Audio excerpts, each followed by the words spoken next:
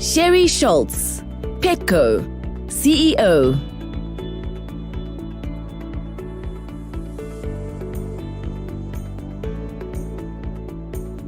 I think everyone's touched on the importance of partnerships, and they're in many forms, and they're vertical, horizontal, every which way.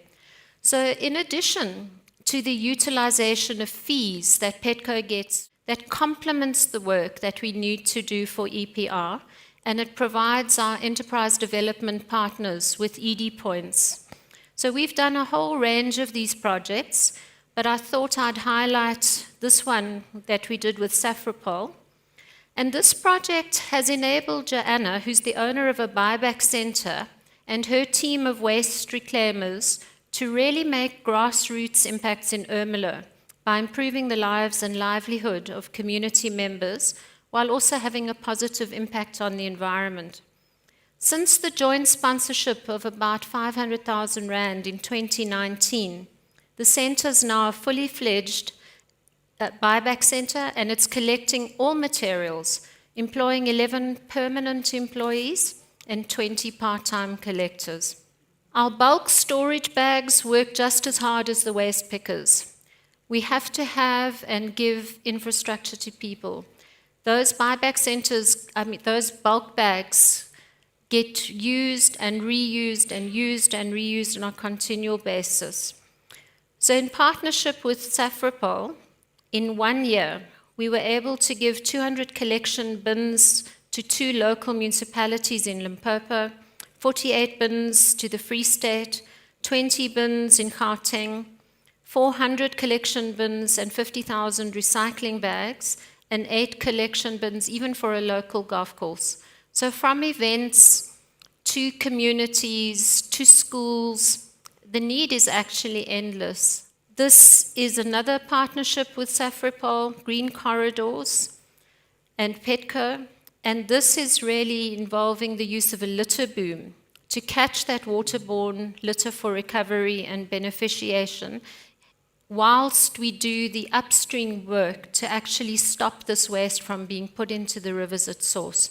So I think interventions all along the value chain can't be stopped until we've actually turned the tap off further up. Paramount to understanding all levels of the value chain, in 2021, PETCO launched a project called UP with grant funding from the Coca-Cola Foundation, and we rolled out the BankU technology platform to recycling buyback centres across South Africa in order to track, trace, and record the trading of recyclables. We've always known what has been paid for our members' products at the door of our recyclers, and we know what goes out the end. But we didn't really have good sight up the value chain, right from landfill picking to buyback centres along the value chain. Of course, you can't fix anything if you don't know what it's all about. So this was really important and valuable. And I'm just sharing with you the kind of information that it's starting to be able to give to us. So it helps buyback centres to accurately record and track their transactions with waste pickers. It also gives waste pickers a record of what they're doing, and that is where the name BankU comes from, because the founder wanted to make waste pickers bankable so that they could go to a bank, go to an institution and say, I need a loan to buy a trailer, a baler, a bakkie. This is a record of the work that I have done over the last year or 2 years. So this provides a real-time business management tool for the buyback centres as well. So during the project time of this specific project, we rolled it out at 104 buyback centres.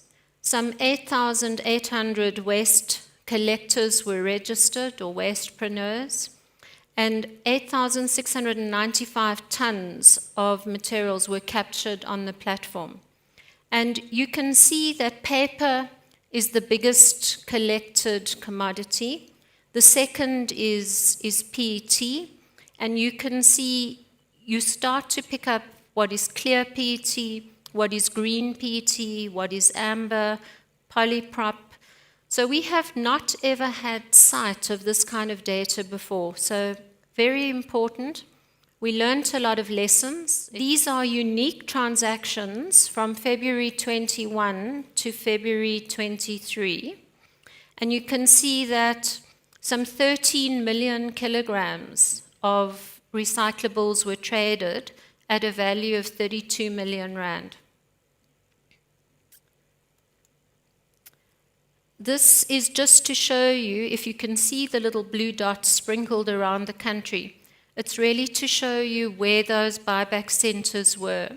Because one of the other things we wanted to be able to get insights into was the price differences being received for recyclables in Gauteng or in Limpopo or in the Free State, to actually understand what was happening, and also to identify if there were any bottlenecks so that we could make sure we could intervene and keep that process smoothly rolling, those three balls in balance, if I could put it that way.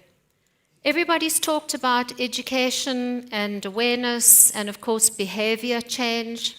In South Africa, we don't have the advantage that perhaps they have in Europe, where there's also a stick where you pay as you throw. The more rubbish you throw, the more you pay.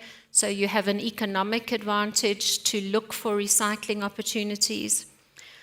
But we have a broad strategy to reach everybody, because actually everybody drinks water or is engaged with our members' products. So one of our latest campaigns has also been to encourage people to value the incredible work that the wastepreneurs do.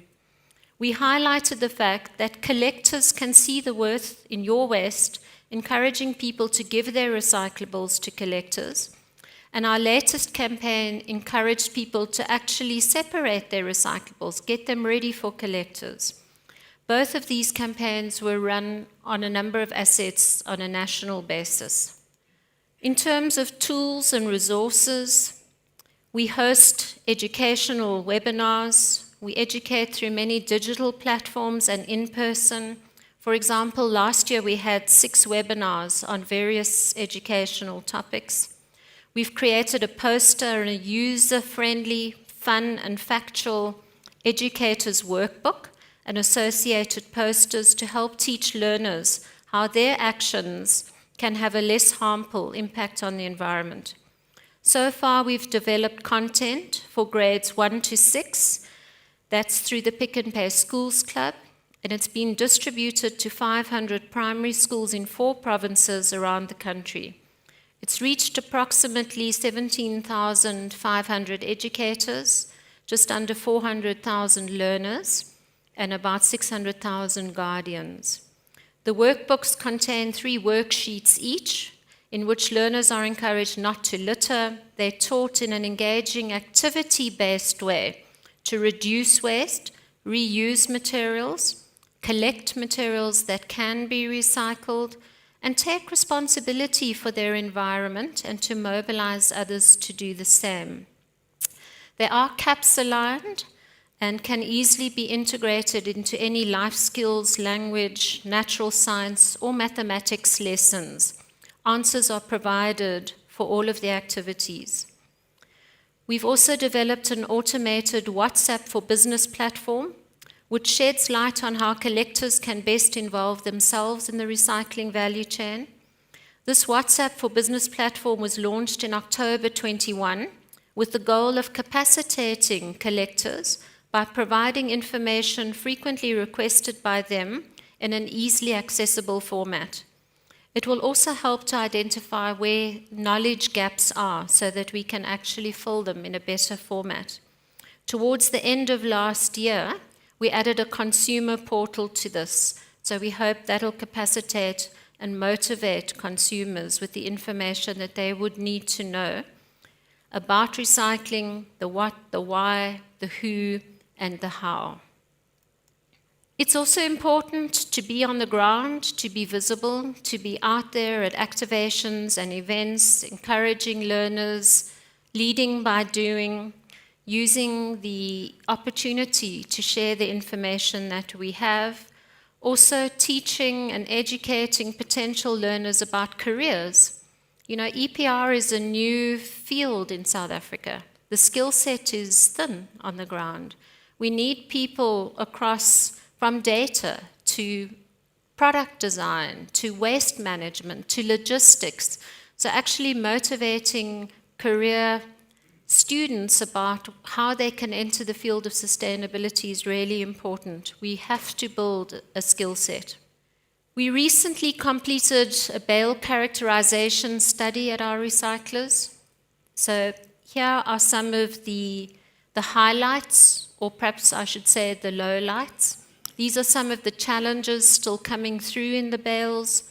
You can see metal closures, you can see luminous bottles, you can see PVC, PET shrink sleeves, you can see in, I think it's the next one actually, you'll see here things that are not packaging even.